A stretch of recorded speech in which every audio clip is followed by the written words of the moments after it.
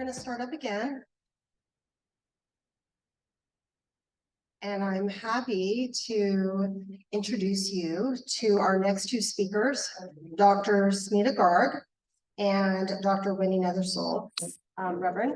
And I'm going to tell you a little bit about both of them. I'm so excited to have them here. And we are going to have a really great talk on Twinsouls. And Dr. SMITA GARG is the founder of Kinder Way Healing. She's certified by Dr. Brian Weiss in Past Life Regression and trained by Dr. Linda Backman in Between Lives Regression, Soul Regression. SMITA is a gifted intuitive and empathic, and she is a meditation expert in the Sahaj Samadhi Meditation, and she specializes in spiritual mentoring with Twinsouls and Twinflames. SMITA is also an artist educator and a lifelong community activist and involved in a member of San Jose's arts community. And if you want to learn more about her, you can go to kinderwayhealing.com. And then Wendy Nethersole is a reverend, and she's a co-founder of Anam Cara Foundation, and she is a teacher, intuitive healer, and life and soul path counselor. She's a fabric artist, and Wendy's a certified practitioner in Past Life Soul Regression, Between Lives Soul Regression, Akashic Records, and Reiki. She's also does soul portraits. And for more information about Wendy, you can go to wendynethersole.com. And without further ado, I'd like to introduce you.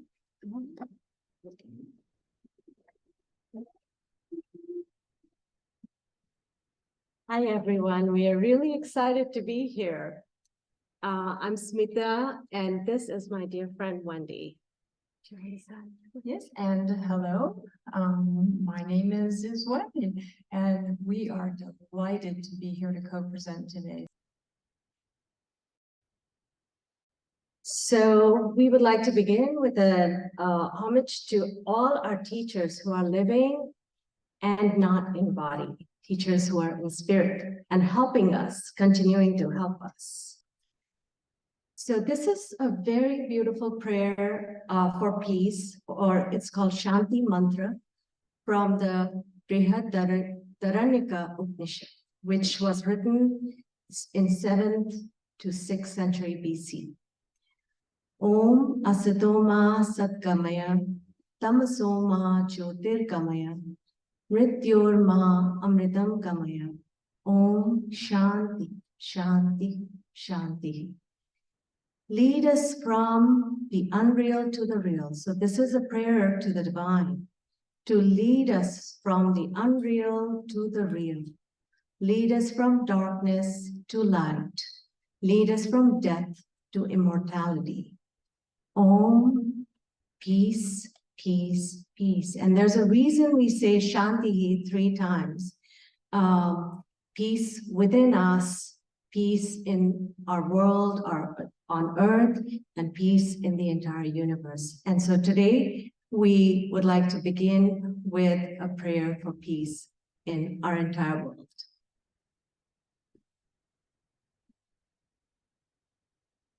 And also, we would like to pay homage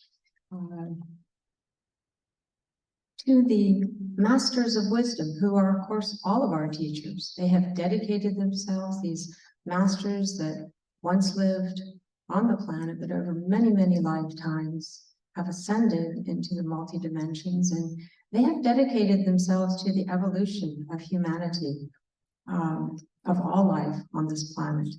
And so this Brotherhood of Light, sometimes called the Great White Brotherhood, and of course, as you all know, I'm sure, white does not refer to race, but is the amazing, beautiful illumination of light radiating out of the chakras of these ascended light beings that have dedicated themselves to us and to the evolution on this planet. So we want to just mention them as well, our teachers.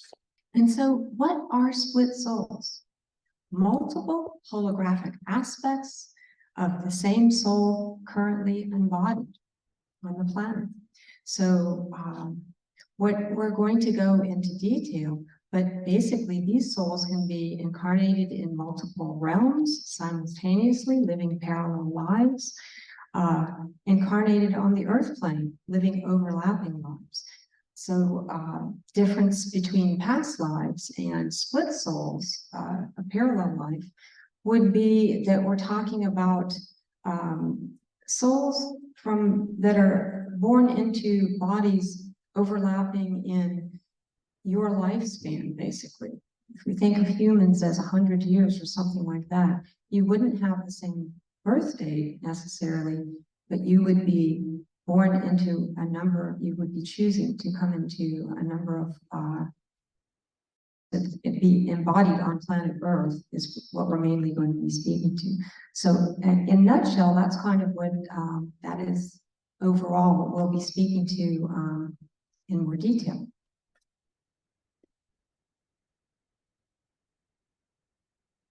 And so we would like to start by, and it's beautiful because our Dr. Bish was also speaking about Dr. Ian Stevenson. So you see our slide here where we have Dr. Walter Semke and Dr. Ian Stevenson's work.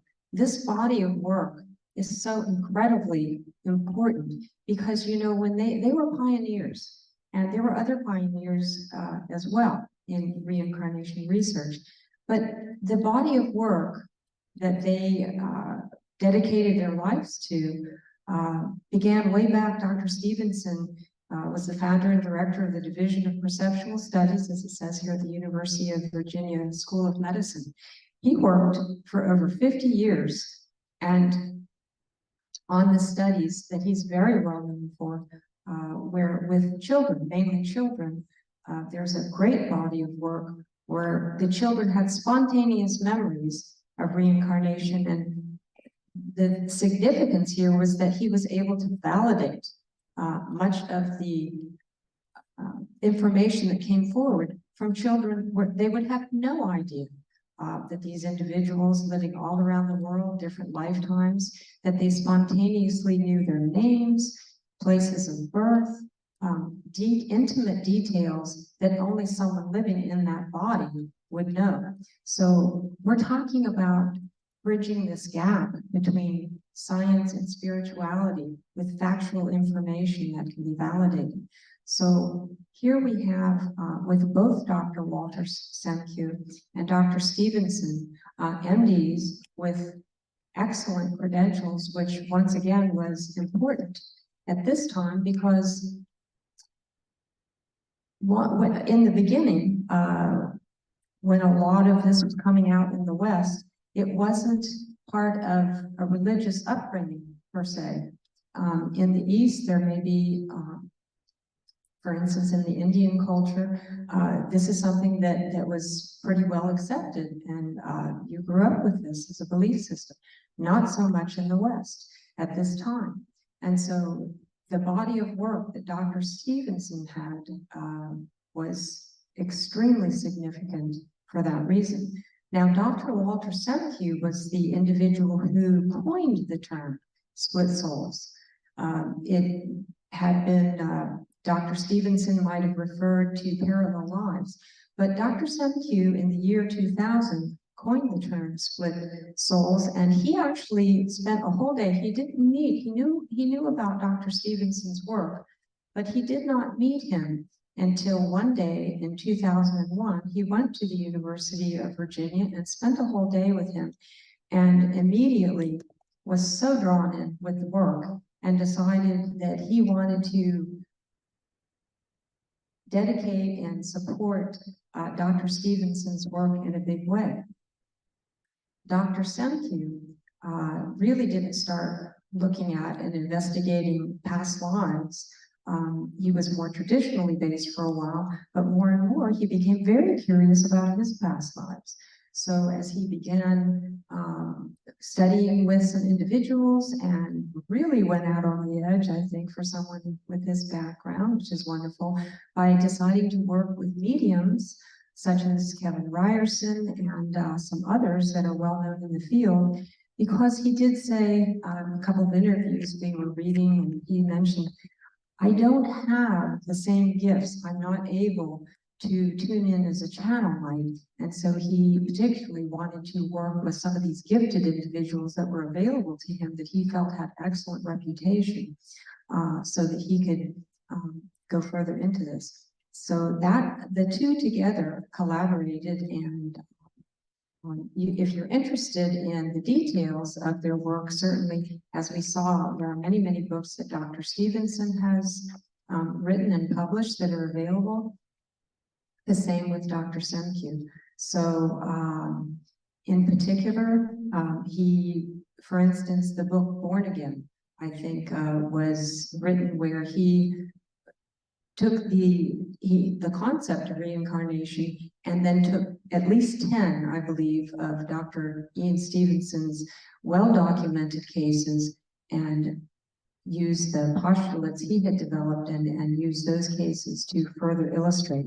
So it's very, very important. The reason that we are spending a few moments here is this body of research was significant, once again at this time, especially to introduce the West more to these, the reincarnation, and see that tapestry that's being woven between science and spirituality.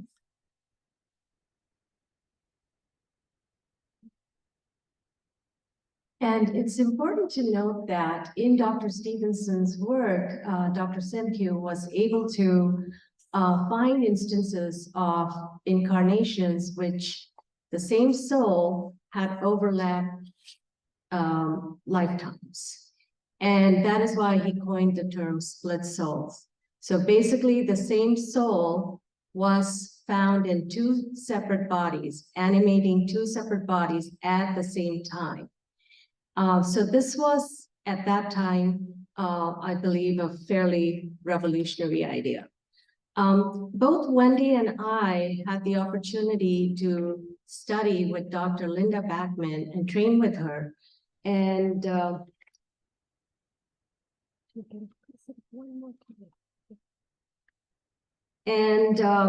Dr. Backman, we had no idea when we started to train with her, also had studied split souls.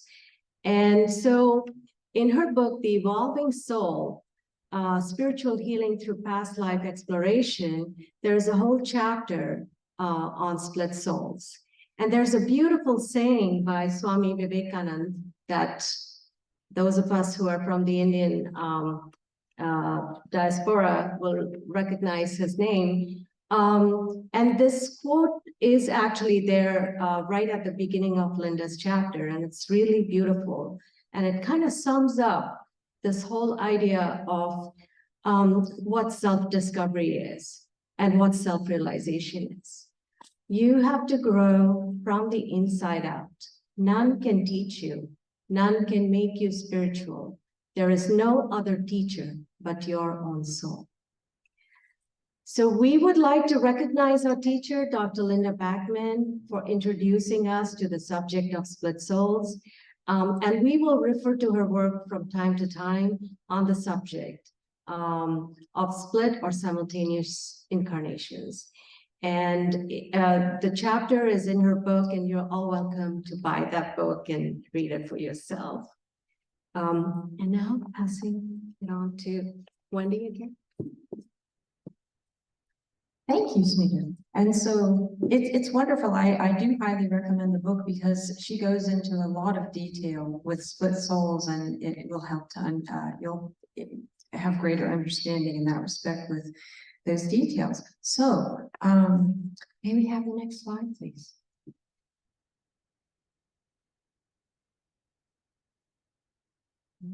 Oh. All right. Oh.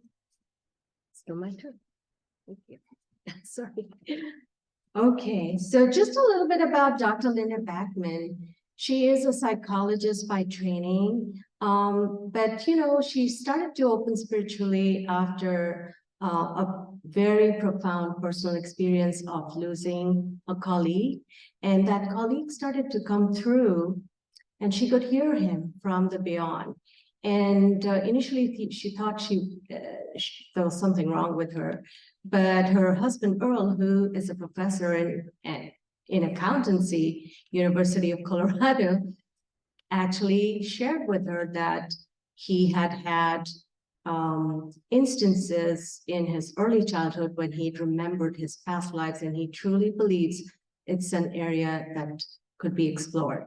So then Linda went on to train with Dr. Michael Newton. We know about his work. He's done incredible work in the field of Between Lives Soul Regression, establishing that practice.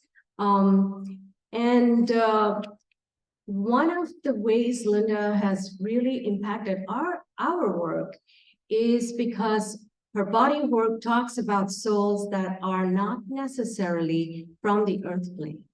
Now that again is another revolutionary idea for many, but she started to see in her clients that many of them were going back not to past lives, but to a place they called home. And they were describing these places in detail, and she could not ignore. She could not ignore the details that were coming through. So in her books, she talks about enlightened earth beings, or EEBs, who vibrate at an advanced scale of 8 or greater. And EEBs choose to be born in order to bring greater enlightenment to earth. They act as emissaries to higher level guides and ascended masters. And per Dr. Backman, and I thought this was really a fun way of looking at split souls, that because enlightened earth beings vibrate at a higher frequency, and they just can do creative things with their energy. And one of the ways they get creative is by subdividing their soul energy, and so they can incarnate simultaneously to live on the earth plane. And she mentions the case of Lily, one of her clients, who actually under regression talked about 10 split lives starting from 1840. But at a given moment, she can only hold about 6 bodies. And then she talks about another subject, Stella, who described 2 split souls. And I myself, in my clients, I have clients, I have people I've worked with who have shown up in multiple bodies under regression. So I know it happens, and it's just a very exciting area, and we are still looking into it. It's an area that isn't well researched at all yet, but I think it's definitely something exciting that we are looking more into now. All right. And so as Smita said, it's so exciting, and we're just, as you can imagine, I mean, here the theme of the conference is expanding consciousness. So in presenting, we're certainly not trying to give you proofs or anything like that, but just to present the body of work and see what resonates for you, and help, that invitation goes out to all of you to just look at this as a wonderful experience of expanded consciousness. And so moving on to the next slide here, we wanted to give you a visual. And this visual actually just came to us. We both were, a lot of the information as we were talking about our subject would come, and just, we'd see it, in your mind's eye, or just feel it in your heart. And so if you look here, this is going to depict an example of a split soul that would have 5 embodiments, okay? So you have what we're calling the oversoul, one soul. So they share, all of the incarnated individuals here share a soul. But as you can see, they each have their own higher self, okay? But you will have 5 embodiments on the planet. And as we mentioned before, not necessarily the same birthdays, but they would be overlapping. Now, as we prepare to come into lifetime, into an incarnation as a soul spirit, we know that we are working with our guides, angels, the masters, even our master teachers, and quite a bit of planning. I'll call it the soul blueprint, okay, the life blueprint. Quite a bit of planning goes into that. Advanced souls are the only souls that would choose multiple incarnations. And they would be the only souls that would be able to hold that amount of solar energy on the planet. It would never be 100% because we always retain the divine connection, you know, that interconnection with divinity. But each of the five that you see here depicted would have a percentage, not necessarily equal percentage of solar energy to hold that light and to give the opportunity to accomplish whatever the soul, whatever each of the embodiments wishes to accomplish on the planet in that lifetime. So that's how the decision would be made and move into planetary aspects. And we will just go ahead and we'll talk a little bit more about what happens after that in the next slides. So if I could have the next slide, please. And so split souls, as you can imagine, are relatively rare. They are multiple holographic aspects of one oversoul, which we just showed you as a visual. Twin flames is an example of a split soul, okay? And SMITA is going to speak a little bit more in detail about twin flames. The twin flame soul originate with the same monad and then split. A lot of times when I speak to people, this is the only example that they're familiar with. But it is an example. Overlapping and integrating experiences. So split souls, when they come into incarnation, this could be over a period of 40, 50, 60, 70 years that are overlapping, but they're connected with soul mission. There's always a path of service, okay? This is a path where individuals coming into this lifetime are working from that heart-centered space. Certainly we're still in the density of this planet and human and learning lessons and so on and so forth. But there's going to be an inner divine calling. These beings feel a distinct calling for the benefit of all, for unity consciousness. So this is something that will absolutely be common throughout any split soul and body, all of the individuals there. We are light workers and wave showers. So wave showers, it's probably interchangeable terms, but again, as we were sitting and talking about what commonalities all split souls carry, immediately we heard wave showers. So one of the things that would be very significant and important, you'd want to come into being a split soul if you had that choice, if you could anchor that much light onto the planet. And this was an agreement made with your teachers before coming in to speed up your personal evolution, but really it's also for the collective consciousness, which Chris Bosch so eloquently spoke to.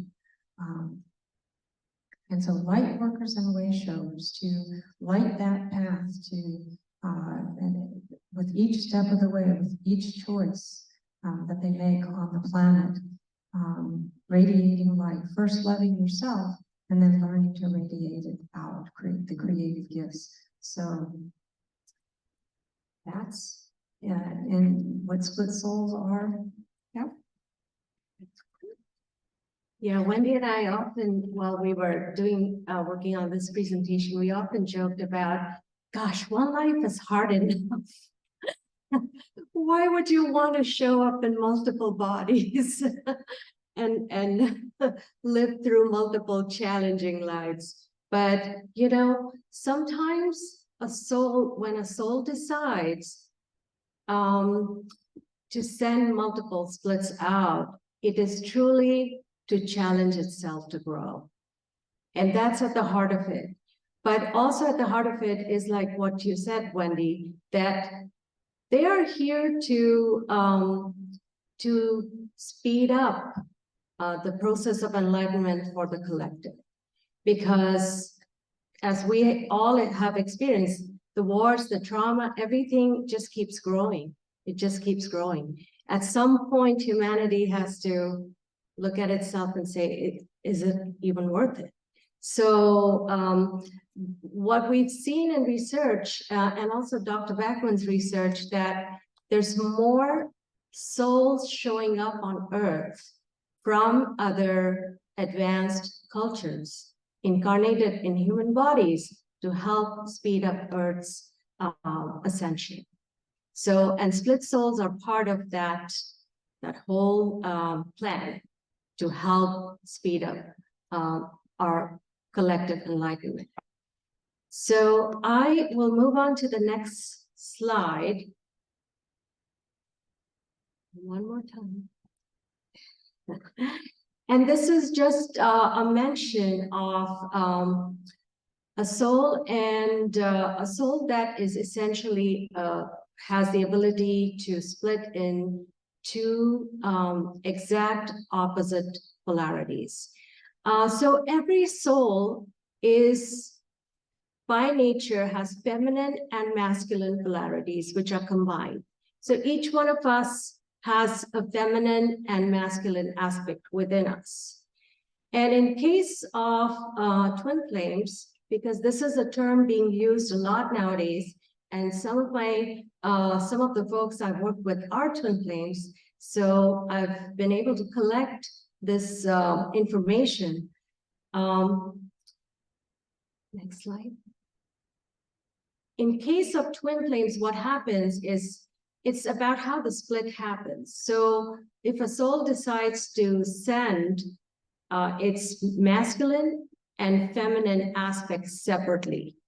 Now, both these aspects hold the exact solar energy, not S-O-L-A-R, but S-O-U-L-A-R. So every soul, when it decides to send, when it decides to incarnate on Earth, it's not the whole soul that incarnates on Earth. It's always a small portion of its energy that is sent as an incarnation. So for example, if a soul is at 100%, it might choose to send maybe, okay, I'm sending John to Earth. He's going to be born in Denmark. He's going to be 6 feet tall, blonde hair, whatever. 25% of my solar energy is going to go to John. And so this is how a soul decides to incarnate. It's never its 100% energy. So when twin flames come on Earth, say a soul decides 50% of our energy needs to go in a masculine feminine polarity on Earth, and the soul sends that 50% on Earth in two bodies, not male and female body necessarily, but a masculine polarity, feminine polarity, each holding 25%, equal and opposite energies.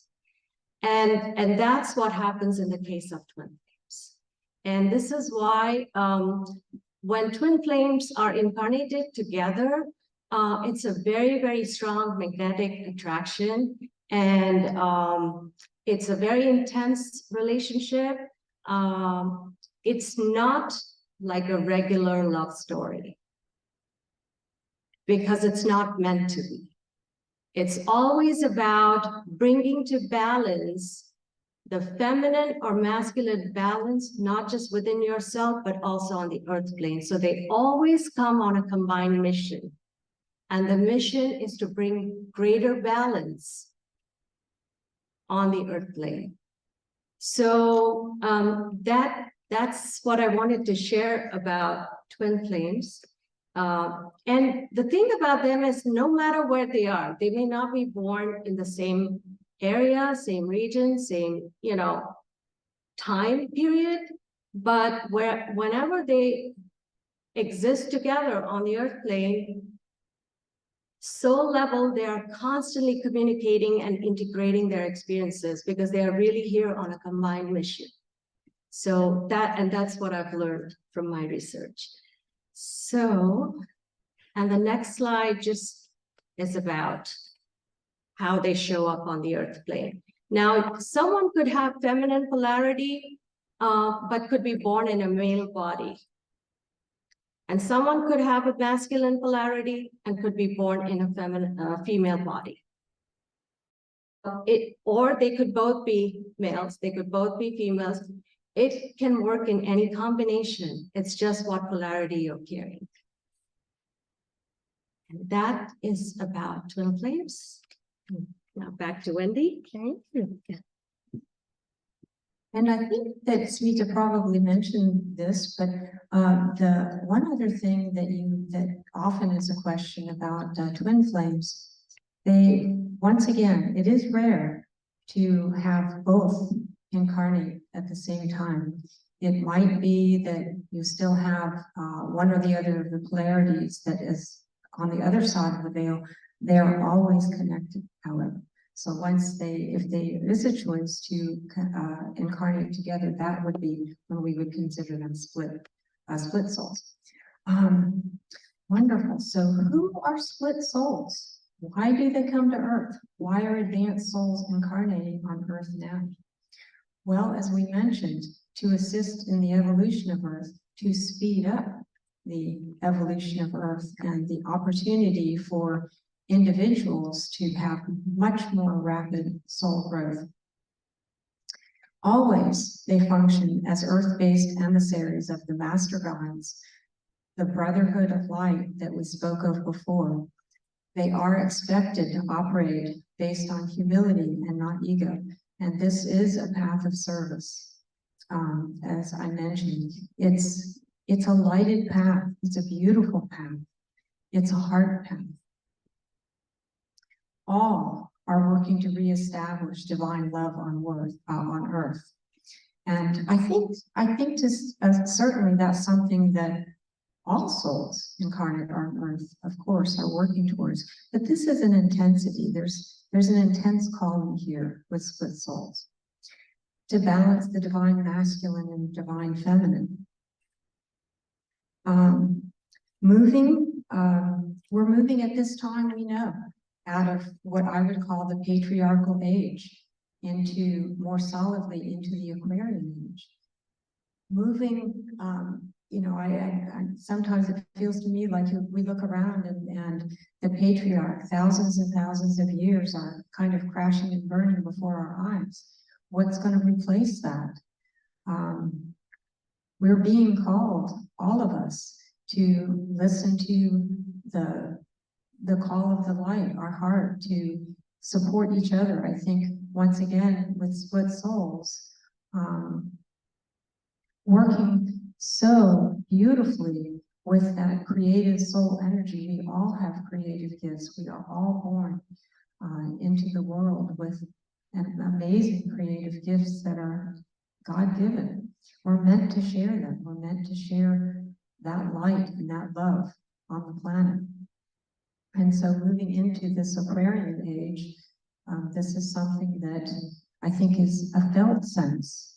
And once again, as we heard with our speaker before, just so beautifully talking about many of the same things, that with all our senses moving into this time, the ability to feel more, to have that extra, it's extra sensory, isn't it? Whether it's smells or the vision that you have, the inner vision that is awakening, that beautiful sense of awakening. Loving ourselves, nurturing ourselves, and then being able to radiate that light out to the whole world, so for the benefit of all. So this is really, once again, just why would we choose to do this? Why would we choose to be in many bodies in this density, it's a gift to all. And so, if we can move to the next slide.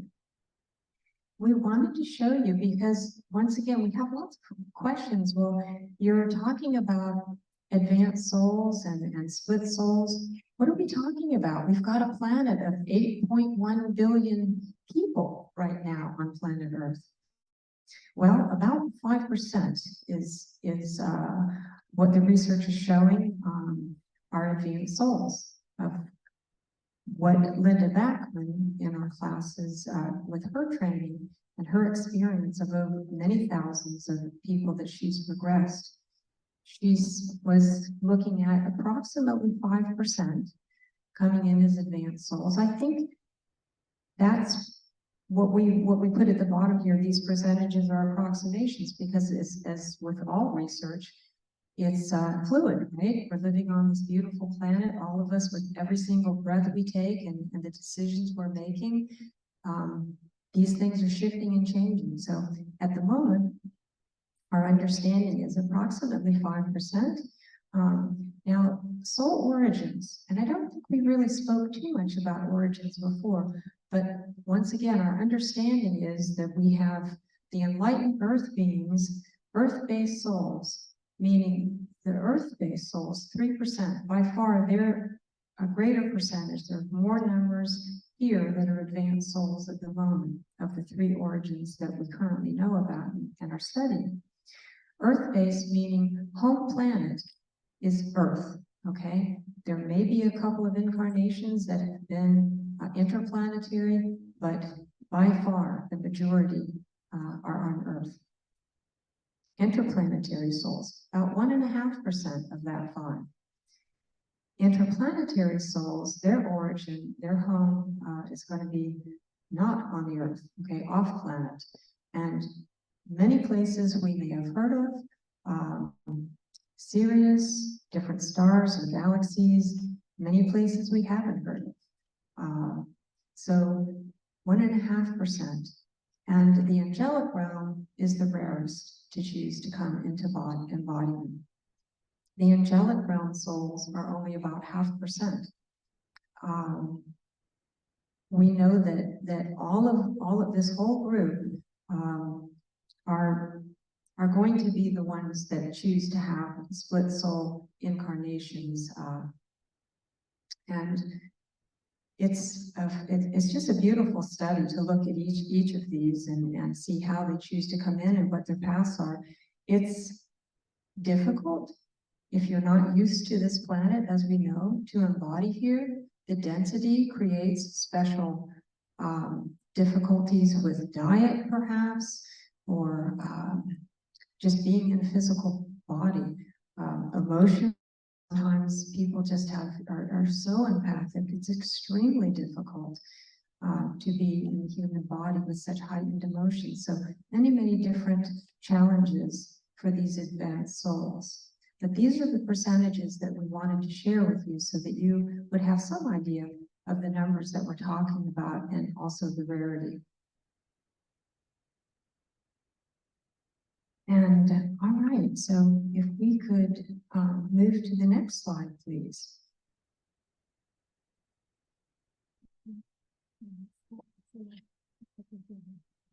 Okay. And we were this was kind of even though we've talked a couple of times about this, we just wanted to summarize a little bit once again before we go into our experiential journey, because we want everyone to have an opportunity to, on a guided journey, which SMITA is going to beautifully guide for us, to be able to ask that question for yourself, to receive your own information. So benefits of split souls, an accelerated soul evolution, the opportunity to have greater impact on the planet, significant impact, because rather than coming and being embodied with one soul blueprint into one body, you multiply that from anywhere from 1 additional, so 2 of you, all the way up to, as most research has shown no more than 7 at a time, overlapping and integrating.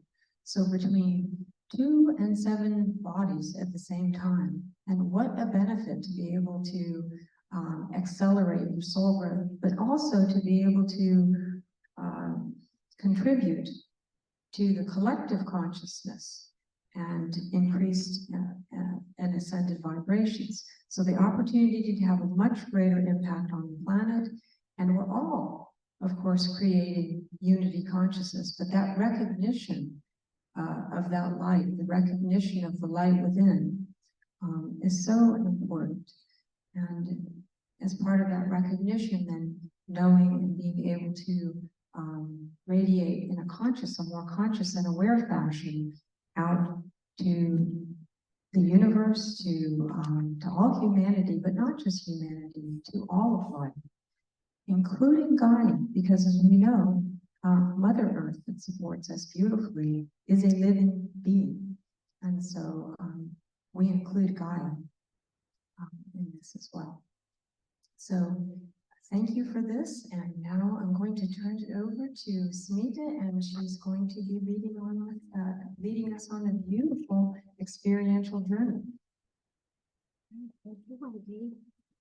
Thank you, Wendy. All right.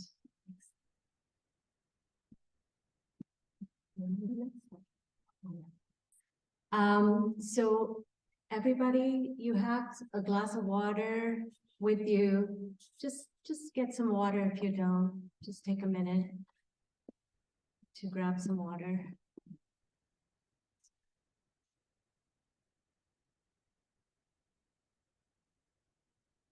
It's always good to stay hydrated, right? For this beautiful work. And maybe even just a couple of deep breaths, you know? Yeah.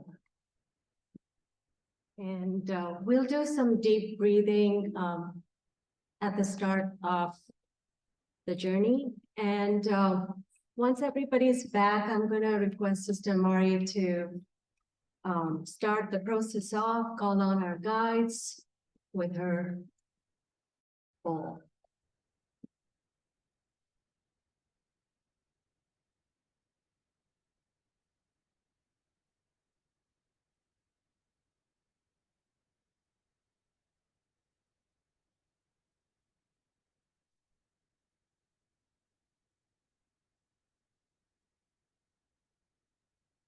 Best not to get any caffeinated drinks before that. I should have said that. All right, is everyone here? Wonderful. Oh, great.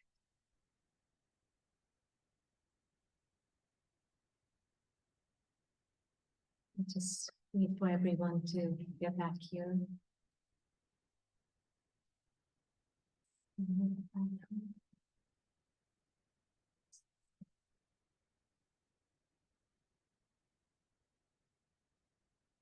And so everyone who's on the Zoom call also, please, I hope you're ready with a glass of water and just sit back, relax,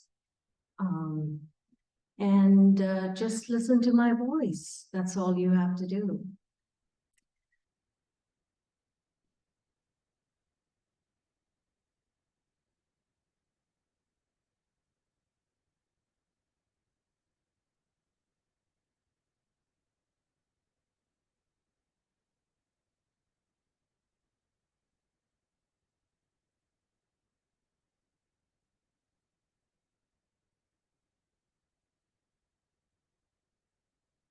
This journey asks for you to actively visualize and imagine.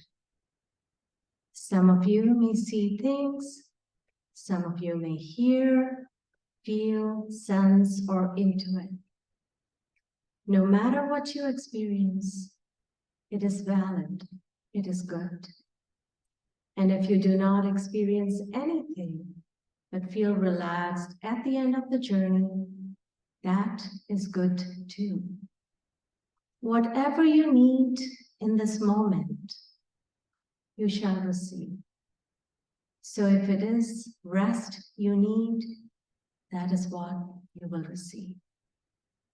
So just sit back and relax. Close your eyes and place your hands on your lap facing up the sky. Uncross your legs and let them relax. Loosen up. And now take a deep breath through your nose, filling up your stomach, and release gently through your mouth. Take one more deep breath. Hold for a moment. And let go. And one last deep breath. Hold. And release. Feel all the tension leave your body. And feel a deep comfort slowly and gently begin to fill your body, starting from your toes. Relaxing your feet, relaxing your legs. As this comfort moves up, relaxing your knees, your thighs, and your hips. Feel the relaxation flowing into your lower back. Moving up, all the way up, into your upper back, releasing any tension in your back, relaxing you even more. Feel the comfort, a loving warmth, fill up your stomach area, and fill up all the organs in your abdomen. This comfort is now moving into your chest, filling up your lungs and your heart. And with every breath, feel your breathing relax more and more. Feel your body relax even more. And you're feeling so good, so wonderful, so peaceful. Feel this peace and this relaxation move into your shoulders, releasing any weight. Allow your shoulders to droop. Just let all the weight go. The weight of work, the weight of relationships, the weight of responsibilities, whatever it may be, just let it go. Feel the relaxation flowing into your arms, your hands, relaxing all the muscles in your hands, relaxing your fingers, and you're feeling so wonderful, so comfortable, so good. And now feel this warm comfort flow into your throat, relaxing all the muscles in your throat. Feel the comfort move into your face. A loving warmth relaxing all the muscles in your face, muscles around your mouth, your eyes, relaxing your jaw, your teeth, your cheekbones, and moving up your eyebrows and your forehead, relaxing your whole head. Feel this loving comfort flow into your scalp, And move behind into your neck, relaxing all the muscles there, releasing any tension, relaxing all the muscles around your ears, in your ears. And you are feeling so good, so peaceful, so relaxed. You are feeling like an island of calm and quiet. And in this state of deep relaxation, visualize yourself or imagine yourself standing next to the beautiful ocean, all by yourself. You are standing on this beautiful golden sand, all by yourself. Your feet are bare and firmly planted on the soft, warm sand. Keeping your eyes closed, feel the lovely, relaxing ocean breeze. Feel the breeze caress your face. You can see or hear the waves come and go, come and go. There is so much peace here. Make a note of your surroundings. See if it is daytime or nighttime. Perhaps it is sunny and the day is warm, or perhaps the moon and the stars are out, visible in the vast night sky. Whatever it may be, simply make a note of it.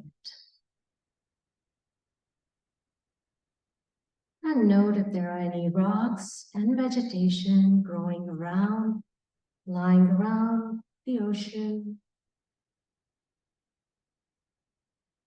There is something deeply relaxing about standing right next to the ocean and being and feeling one with it. This is peace. This feels like home. Soon, you will hear footsteps of a being come and stand right next to you, ever so quietly. This being may be a guide, an ascended master, a loved one, even a pet, or a friend, or a family member, someone who may be living or perhaps not, or your own higher self, or perhaps an aspect of your own soul. Take a moment to acknowledge that presence right next to you. Feel, sense, experience this loving presence. And know that they are here today to express their love and support for you, and perhaps even offer some advice. Take a few moments by connecting to them via words or pictures, thoughts or emotions. You may receive messages intuitively from them. Often this communication happens intuitively. Whatever comes most easily to you. Receive through all your senses. Perhaps the messages are coming through as smells or fragrances. Or perhaps you're seeing images.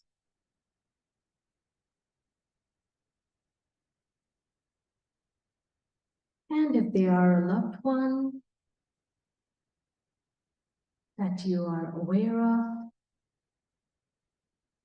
or your own higher self, or perhaps a guide, ask them if you have other aspects of your soul. Ask if those aspects are concurrently living a parallel life on Earth, or perhaps another dimension. And if they are aspects of your own soul who have come to see you today, ask them about their life, where they live, and what kind of work they do. And ask them to share something about their journey and what may be the lesson so far that your combined oversoul shares. Whoever you meet, just stay there and communicate heart to heart.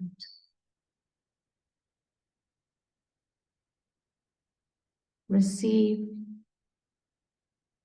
all the sharing. Receive the communication with an open heart and mind.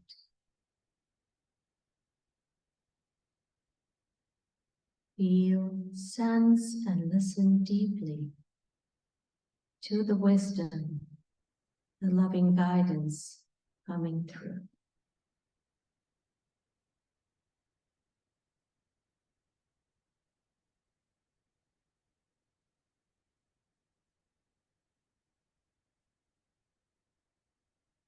Take your time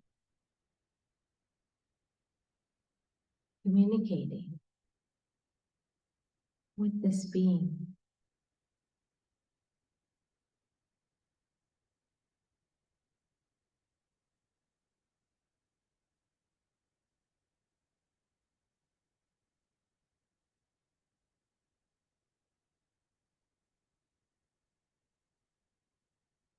Receive all you need to receive today.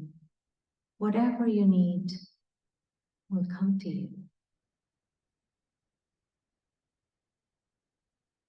God need in this moment will come to you.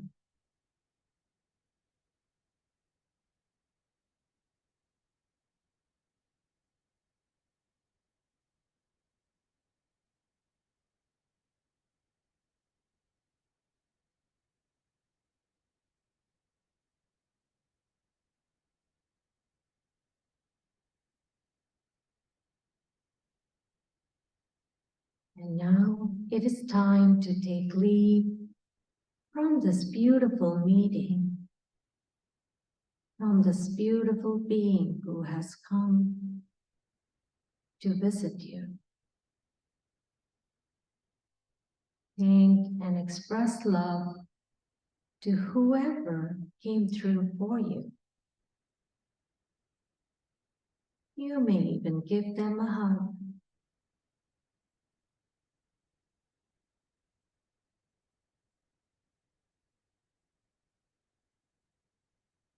And now, with a full heart, bring your attention back to your breath. Your gently beating, beautiful heart.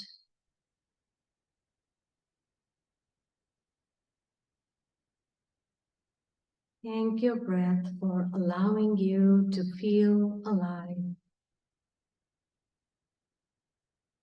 Thank your body for letting you carry forth your soul's mission and purpose.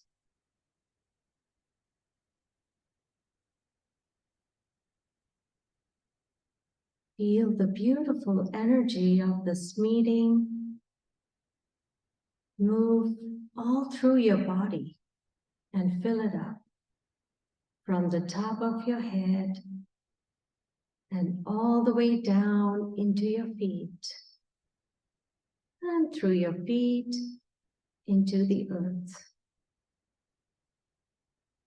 You connect the heavens to the earth and the earth to the universe. You are the connection between the two. And know that you are here for a reason. Know you are loved. Know there is meaning and purpose in your existence. And take a deep breath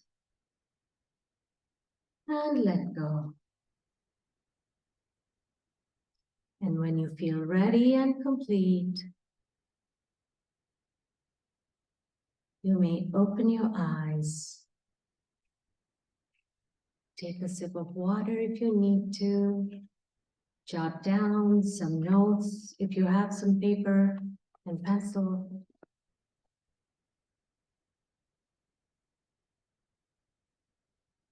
And as you feel ready, we will open the floor for some sharing.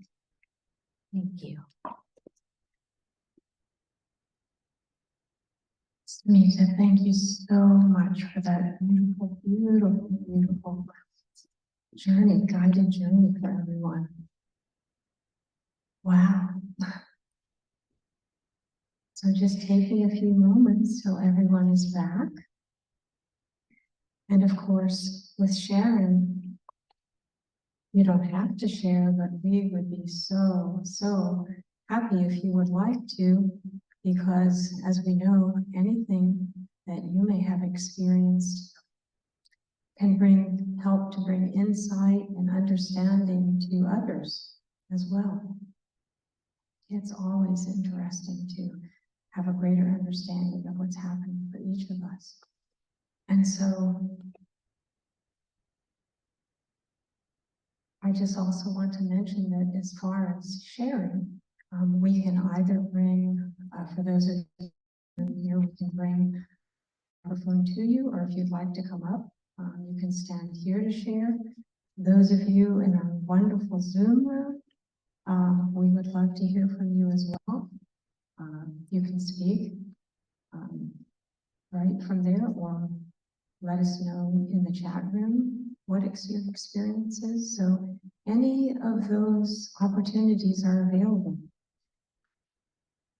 And so I'd just like to open the floor to see if there's anyone that would like to share what may have happened on the journey with them. Some people are still writing. I think we need a few extra moments. While we're waiting, there was a question. Okay. So we have, I'm going to take the questions and share.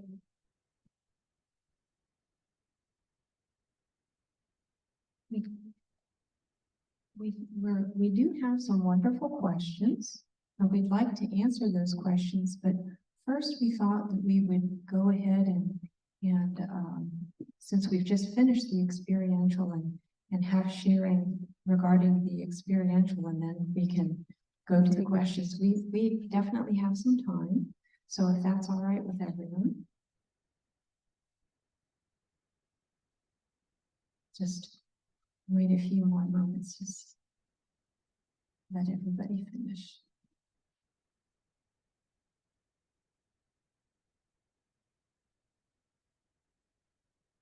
Anyone here?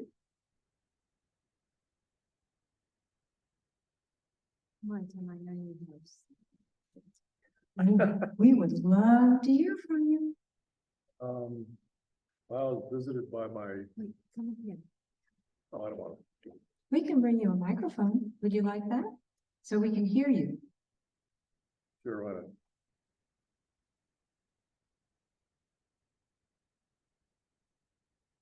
Thank you. Can anybody hear me? Yes. So the people, what I was visited next to me on my right-hand side was an extraterrestrial being that I know named Bjorn. Not sure if it's male or female, but he or she is visited many times, and a white lighter. I call it a white lighter. I think Carol would call it a, I don't know, I'm still a little bit with this. And then I did have a feeling of parallel life individual that I do when I dream at night. That's a question I wanted to ask, because I have these intense dreams where I'm interacting with other beings. I feel like in another world or another, and it's always, they just reminded me that it's always like my life here compared to what I'm doing, I guess, somewhere else, is always, I mean, it's violent, conflict, maybe war. And every time I go into that in a dreaming state, it seems like it's like that. And basically, it's like that doesn't really change, but we're doing good things wherever wherever that is. And but it's pretty intense. I mean, when I do go into that dream state, I have to stop it because it's too intense and I can't sleep. And I just basically go, I have a thing where I go, I'm not sleeping, I have to shut the door, and I visualize shutting the door. And that lets me sleep, but it is ongoing. That was a question I want to ask you, this when this continues on, like night after night, is this really happening to me? Is there a different reality that I'm going to? I have a question for you. When you're in that dream state, do you have a feeling that you are observing? Do you have a feeling that this is you? Are you feeling the feelings of these individuals that you say are, did you say warring or in conflict? No, I'm participating. You're participating, okay. I'm verbally talking back and forth. I'll wake up. Oh, I gotta go to the bathroom. It'll stop. I'll go back to sleep, and it'll continue on. And we're interacting, we're doing different things. And I barely remember when I wake up, but it's like, but I do remember, it's like when I go back to sleep. Wow, here we go again. I'm back at it. And it may be very possible that these memories, these experiences are coming up for you to be able to face whatever conflicts are there for the purpose of healing. To not repress them, but to allow them to come up. To be able to, and it may be that if you're able to do that, or as you're able to do that, they may dissipate, possibly, you know. It may be factions of us, just that one possibility. But there's a purpose, there certainly is a purpose to why they're coming to you. And so just, that's one possibility. It's not unrelated, is what I'm saying. They're coming to you for a purpose. There's communication and some kind of understanding is reaching out to you for you to have some Yeah. So would you say, because they're so intense, I just, most of the time, I'm like, I gotta shut the door. Yeah. But you're saying basically it's, no matter how intense it gets, leave the door open and just let it go wherever it goes. Did you respond to that? It's a feeling that there is purpose. It's coming to you for purpose. And certainly you could continue to close the door But as you feel, if you do, as you feel more comfortable, you might experiment with leaving the door open and seeing what happens. To just maybe move into your heart. Okay, so there's, oops, a feeling of fear perhaps in watching this and not wanting to be in that conflict.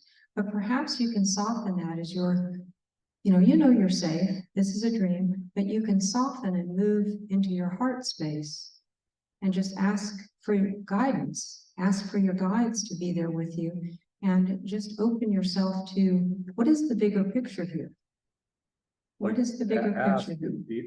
Ask in deep dream state.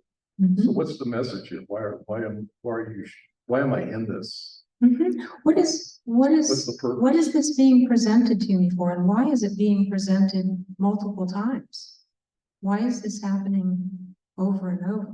Obviously, there's something here that I'm meant to receive as a communication, as some kind of information that's going to benefit me in my life now.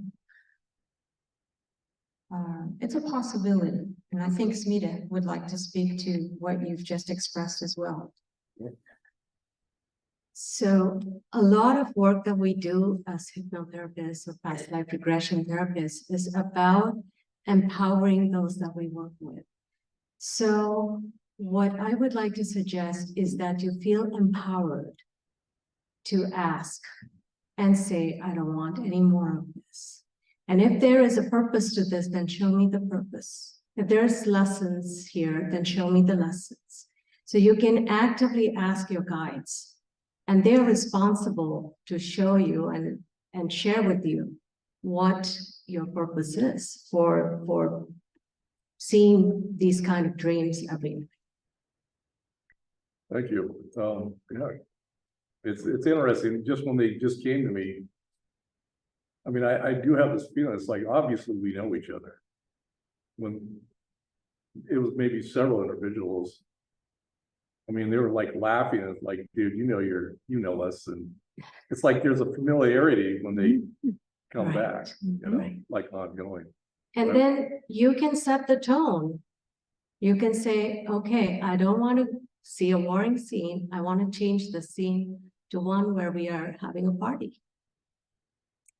That's great. Thank you. You're welcome.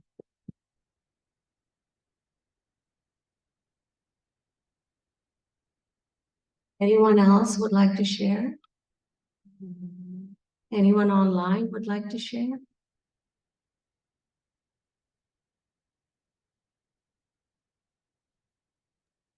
Hi, SMITA. Hello? Hi, it's Monica. I have a question. So I I'm one of the, can you hear me?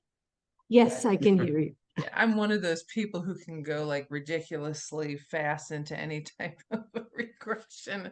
I went, to the beach like you said, and I was thinking, okay, this is nothing's gonna happen immediately, though somebody's standing right next to me, like when you said. And it was somebody I recognized. And interestingly enough, he was standing there just like very mundanely throwing a baseball up. And he said to me, did you know I was really good at baseball? And I didn't. In this past life, I could have done this before. And I said, okay. And I kind of was trying to veer him away from that, but it seemed like he wanted to talk about that. So we talked about that for a minute. And then I said, hey, we're talking about split souls. Right. So I wanted to mention that to you. Do you know if, and this is not a spirit guide, this is somebody who died that I know. And I said, hey, do you know if I'm one? And he said, no, you're not. And so he said, your friend is, though. And I talked to him about her. And so I said, that's really interesting because, she's, and this is not a judgment at all because we talk about it all the time because she's really, and I think she's got so much potential. And I'm always like, oh my gosh, you just have like the brightest soul. You just have so much, work to do to get out of your depression and anxiety and all that stuff, you know, and she's like one of my favorite people in the world. I love her. So my question is this, people who have split souls, Right. do you see them often, you know, because I heard you saying they're light workers, they're people who, you know, are looking to bring like a better world, things like that. Right. And she'll be one of those people who will scream and tear down the government if she could to make it a better world for this, you know, people who are being served injustice. So, and she actually lives in a different country than me. So do you see them being in this position, or do you see them being happy people, or are they people who tend to be people who are long suffering? Okay, so I think your question has multiple parts. What you're asking is about your friend, right? And I'm trying Really, to the split soul, what you know, like, so as like today, somebody who right, has a split soul, do you right. see them like, are they a person who's going through suffering typically? You know, they do take very challenging lives. I mean, it's I think a lot of people that we see serving the world are and have people who have a sense of purpose. They don't exactly have very easy lives. I mean, if somebody, there are certain people who are gifted lives which are called vacation lives. You come here and you just have fun on the earth plane and you're done. But there is no way you can spiritually grow without living through challenges. Mhm. And even the idea of coming on earth in multiple bodies with overlapping lives, so you're basically using more and more of your solar energy and coming on earth and living these multiple lives, you can't possibly have all the lives easygoing. Mhm. You know, it's part of every life, like everyone's experience, like Buddha saw, right? You experience illness, you experience death, all of that. That's all part of life. Sadness, happiness, it's all part of everyone's experience. Mhm. And so there is no life that comes without its challenges. Mhm. And advanced souls do take on somewhat more challenging lives, which is what makes them advanced. Yep. So does that help? Yeah, you know, the thing that she doesn't recognize it. When I tell her all the time, you are so gifted, she says, no, no, no, I am absolutely not. She just sees herself as so lowly. That's what blows my mind, you know, so that she would never, if I ever said anything to her about this being an advanced, like use the word advanced soul, no Right. way, no way. Yeah, no, in that case, it's so important to go into the process of self-realization, self-discovery, meditate regularly, Yes. because you have to see your own soul's beauty. That's Yeah. the only way to understand how beautiful divine is. Yep. Unless you see the divinity within yourself, you're not going to be able to see it in others, Mhm. and you're not going to be able to fully live your purpose, because I do believe that it is part of our purpose as a soul to realize our own divinity. Yes. Yep. I agree with that 100%. Thank you. You're welcome. And how beautiful. Your friend is very fortunate, by the way, to have you to help to reflect that light back to her and let her know. So Thank you. thank you.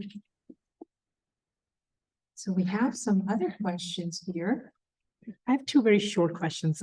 One is like, if you came face to face with your twin soul or split soul, would you recognize them face to face, like physically? It is possible if you, Oh, sorry. Okay. My question was like, suppose you came face to face with your twin soul or split soul, would you recognize them physically if you did? Okay.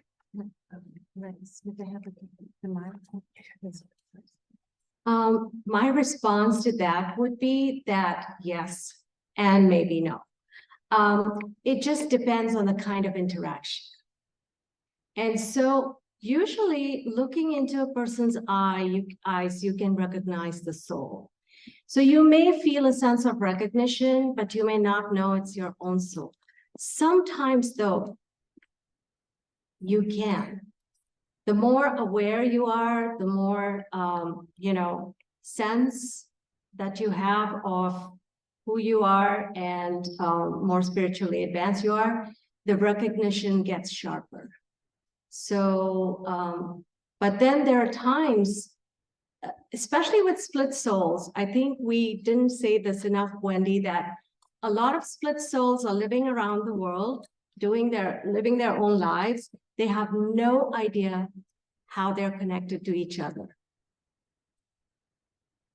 I think that's going to be more, so that would be more true, I think. And that was occurring to both of us. So I'm so glad that you mentioned that, Smita, because I think that would be an obvious question too. Most of the time, you're not going to have any idea. I think most people that when they think about split souls and wouldn't even call it that, they have a lot of questions about a twin flame soul. But split souls, the additional that we've been talking about today, you may have, for instance, I'll just say that for one of mine, I believe I have a ballerina. I've certainly never met her. I wouldn't be able to prove this, but throughout my life, there have been experiences that I've had, people asking me questions many times. Are you a ballerina?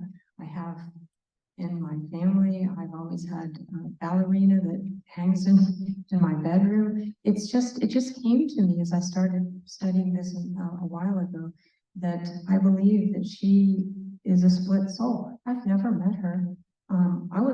I think as Smita mentioned, probably one of the best ways, if there was going to be recognition and you were in the same room, would absolutely be if you were looking into the eyes. And as we regress people, quite often, we will ask them when they say there's someone that's significant, and this can happen in a regression, suddenly there might be tears or great emotion, and we know something is happening. Even when people say, I think I'm making this all up, and then there's such emotion, and they're right in the experience, it's so present. And perhaps there's an individual that's so significant that has entered the scene, entered the picture, and they look into their eyes, and suddenly they know exactly who that individual is. That's my mother in this life. That's my husband. That's my son, whatever. So in the same way, looking into their eyes, I think would, and if you might feel a great sense of familiarity. It might not be a split soul, but that would certainly be one way that you may receive that answer as you're looking and asking the question within, and see how that comes back to you, what answer comes to you. One more thing I'd like to add. There are times that we've had a sense of deja vu. We go to a place and we feel like we know that place, or we know the people. Now, that could be because we've had a past life there, or that could be because we have a split soul in that place who is living a life there. And as those experiences integrate in our oversoul, the experience or that feeling filters down, that knowing filters down in your aspect of that oversoul. So that might happen. That's a possibility. Another quick question. So, yeah, go ahead. But could the light work that the split souls do be completely different and different modalities of feeling? Would you repeat that question? Yeah, because you mentioned that they both come for healing and enlightenment and like light work, but could those be completely different? Like, for example, somebody could be a doctor and the other one could be a soldier. Yes. Absolutely. Because, the whole idea is to accrue as diverse experience as possible. That's how a soul grows. The more diverse the experience, the more you grow. We have to experience the contrast. Whether we come, one lifetime after another, or whether we are here in multiple bodies embodied at the same time, the more diverse, the greater soul growth. Wendy, do you have anything to add? Oh. I would say absolutely. Complete agreement. Yeah, and with this, as we mentioned before, it's such an incredible experience to be able to have multiple experiences. So I think for that tapestry, absolutely, we would not want to have all the same. We would be experimenting. It's that creative urge, wanting to experience ourselves in many, many different ways and realms. And you might have, and you would have completely different personalities. There might be some commonalities, but it would be wonderful, wouldn't it? If you knew, for instance, if you did a research on yourself, maybe you asked in dream state or something, could you bring this information to me over a period of time? And maybe you find out you have a couple of splits, and then little by little you might learn a little bit about each of them and keep a diary, perhaps, over a period of time. It would be very interesting what information might come through to you about them. But I think that you would find that it would be, like having three completely different friends that have completely different backgrounds, being born all over the world, and they're not born at the same time. It's not something where yes. Yeah, which is the next? Oh, okay. The next question: do split souls incarnate at exactly the same time? I think unless you were an identical twin, which would be another form. And that's not even the exact same time, right? Maybe 3 minutes apart or something. But no, generally speaking, they're not. There would be there's overlapping, okay? Overlapping and integrating of the experience. So even if you don't know who the other 2 or 3 may be, if you have them, you are still being affected by the soul growth. Each of you are being affected and influenced. You are growing together. You're one soul. As you remember, we're one soul incarnating into these different bodies. So the fantastic benefit being that you are accruing the wisdom and the healing that is happening for each. Okay, you might even not be aware, but it is an accelerated path. So that's one of the benefits. Yeah, and I just want to mention Dr. Ian Stevenson's research in this area, because he found what he called parallel births, but really it was that one person lived, say, up to a certain amount of time, died, when they were old, but while they were still living, another person was conceived. And the person who was conceived, when they grew up, were able to recollect their past life as the older person. So there's really interesting ways how the lifetimes overlap, but there's always a little bit of overlap. It just depends. It's never the exact same day, exact same year.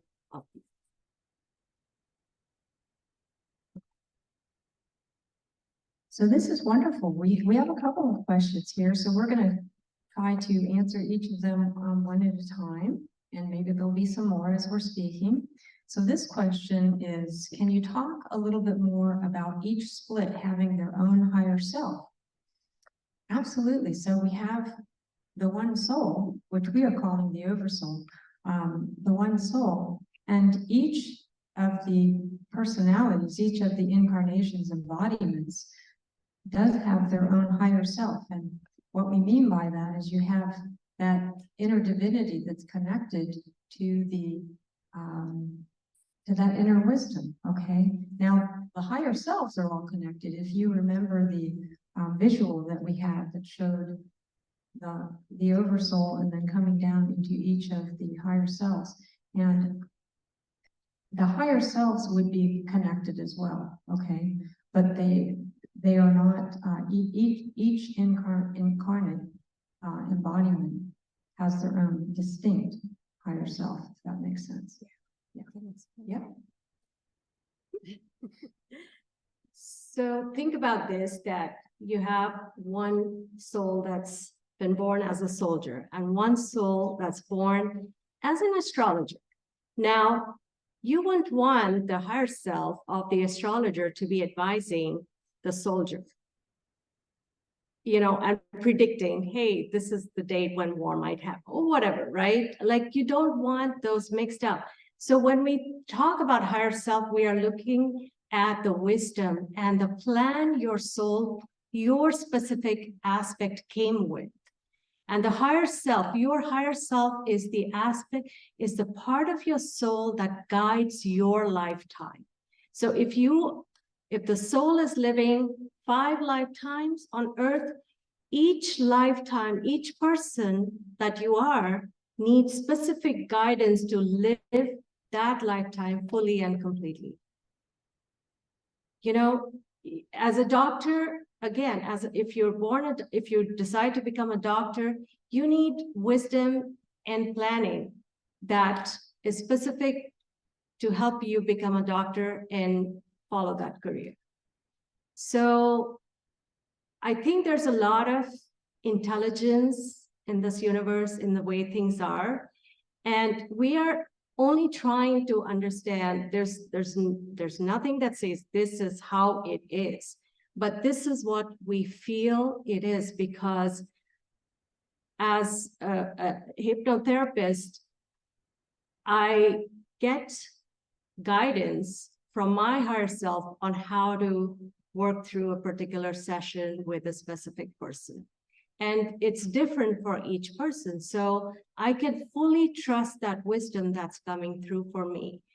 I could not possibly trust if it was another aspect of me, you know, that is playing another role. So I think there's just a lot of intelligence in the way it's designed.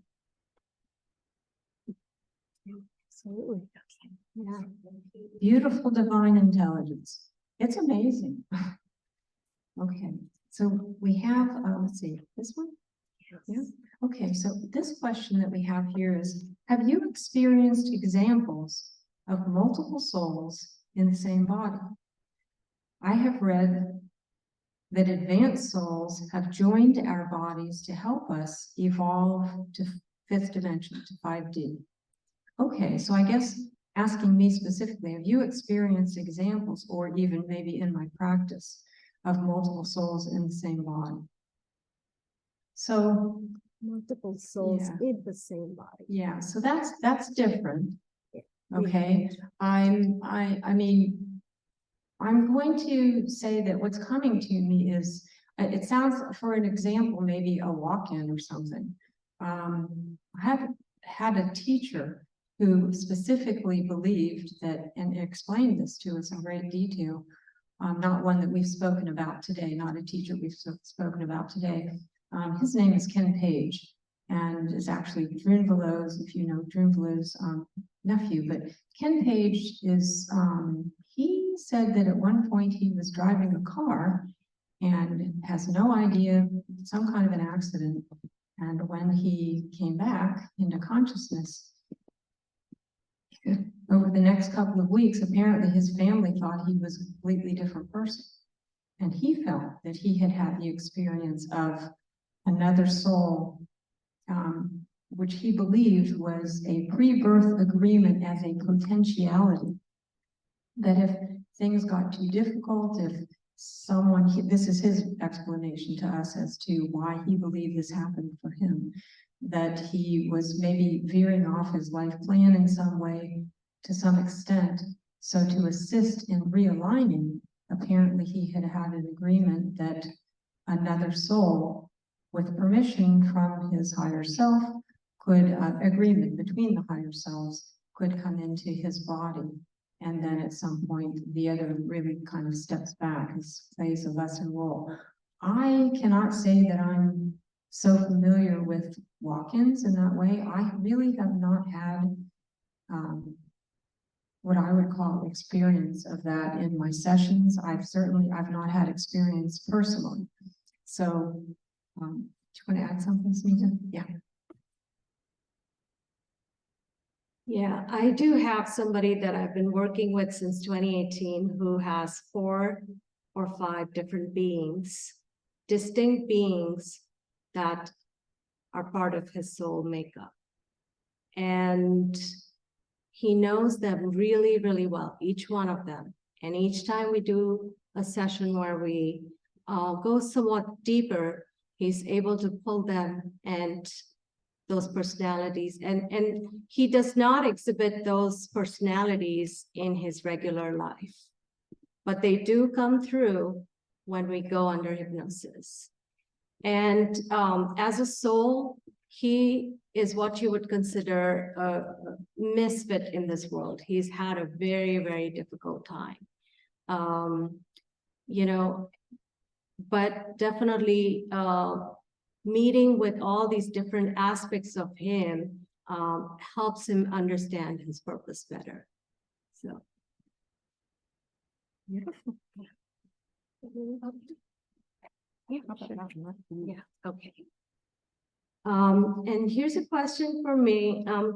Have your clients actually stated that they recognize the other pieces of their souls when they show up in the other body, or does it take time to recognize the other piece of the soul?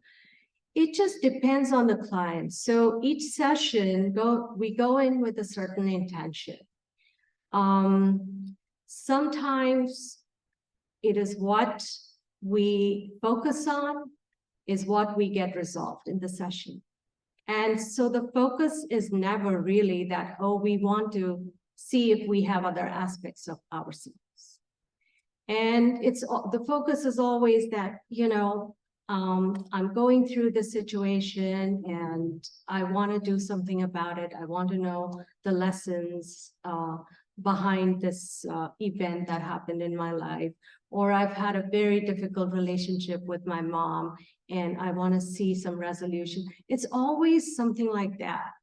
But there are a couple times when I've worked with a client, and one time there's this client who has seen very clearly a lifetime where she was looking directly at somebody in a temple complex, and she was at the door. She knew she was in body. She could see her own body standing at the temple door and looking at this wedding ceremony that was happening. And then she looked at the girl, the bride, and she said, oh my God, that is me as well. So this was very clearly a case of a split soul. And then she said that, oh, I wanted to marry that girl, but that other guy is getting married. Basically, she wanted to marry herself, you know, go figure. But the thing is that it does happen. Then another lifetime she gave birth to a child, and this child was also part of her soul, and she recognized herself in that child. So it just tells me that there are certain souls that have the ability to show up as split souls.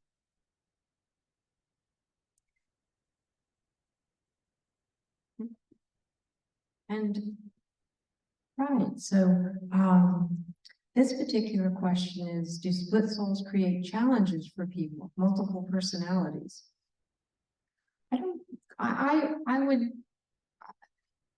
I guess I can't definitively say no. My feeling would be based on just experiences of working with some. It's never come up. I guess unless you really knew what all of the other person, I don't think because you have split souls, I don't think that necessarily ties into multiple personalities. I don't believe it's the same thing. Unless they're twin flames. Then they create challenges for you. You can reflect, yeah, twin flames. But not, I think multiple personalities, meaning, I wonder if this individual is meaning like schizophrenia or something. I'm not sure. Yeah. I'm not sure that, okay. Hopefully we were able to answer that a little bit. This we are already done. Yeah, time for one more question. I'm not in. Yes. Oh, okay. Because I Would you think- like to speak your question? I want to make sure that it's accurate. I think you should. My God. Thank you. I not infrequently meet people who tell me that I remind them of their brothers or friends, not just look like them, but something of my essence strongly reminds me or reminds them of them. Could this be connected to split souls or something? It happens Mhm. not infrequently. Yeah, we talked about this here, right? Yeah, go for it. Okay. I'm glad you brought that up because our common teacher, Linda, talks a lot about that. And basically, when you start studying when you start studying soul origins, you learn about soul families and soul pods. Soul pods are like what a nuclear family would be, or, your close family on Earth. And so a soul pod will have individuals or individual aspects, individual souls that are vibrating very close to each other.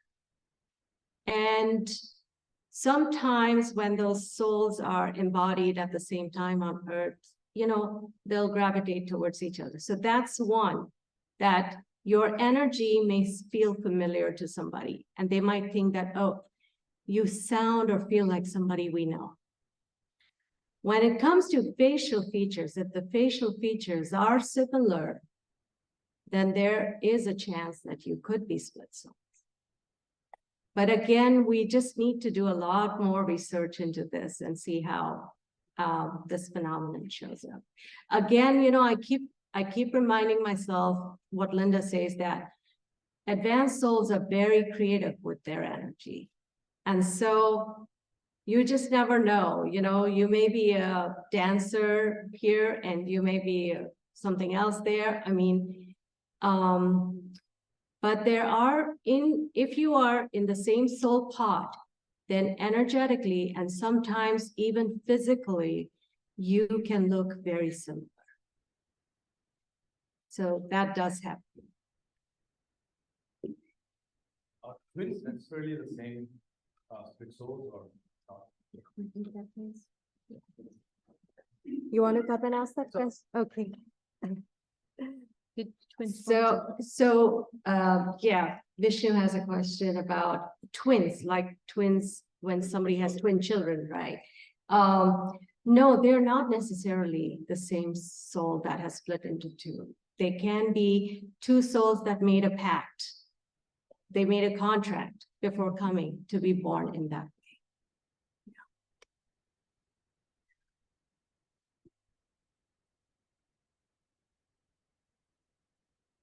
Okay. All right. Are we all done with our questions? Yes. Oh, We are, okay. but not done with, Oh, yeah, we are not we're done not with. quite done. Yes. Almost done. Yeah.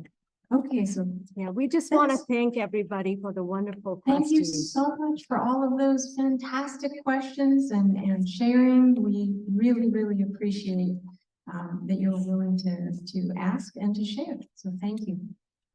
Illuminating for everyone. And so just All right. you want to, yeah. Yes. In closing.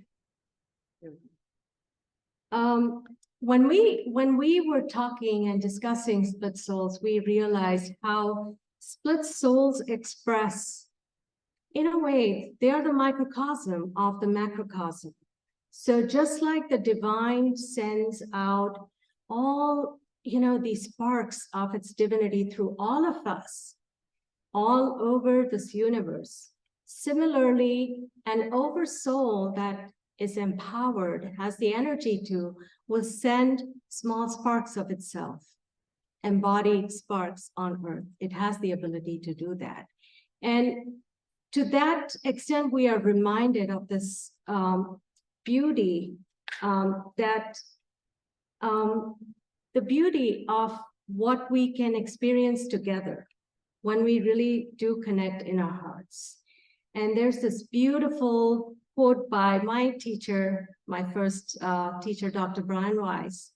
Over our many lifetimes, we have been all races, all religions, both sexes, and many nationalities. We have been rich and we have been poor. We must learn from all sides. We are all the same. It is time to reject all bigotry and prejudice. It is time to embrace love. And I heard Chris Beish also say, something very similar. So this truly is, we can go crazy looking for our splits. That's not the purpose. The purpose is what we are doing, what is our specific body, this human that's present here, what is our purpose? So even as we learn about the different ways consciousness manifests itself, it is really important to bring the focus back to your own being and see what you can do, how you can serve the world. And so I will ask Wendy. So what a beautiful quote, and it's absolutely beautiful.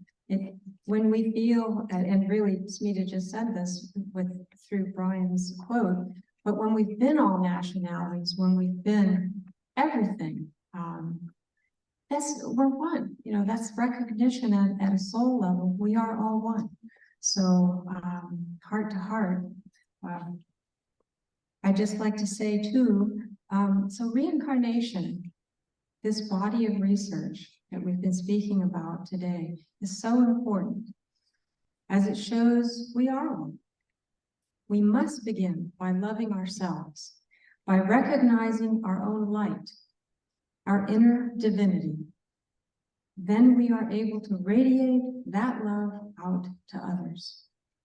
No separation, barriers dissolved, returning home to source. The light that we see in others is a reflection of the light within. Our hearts are our true compass.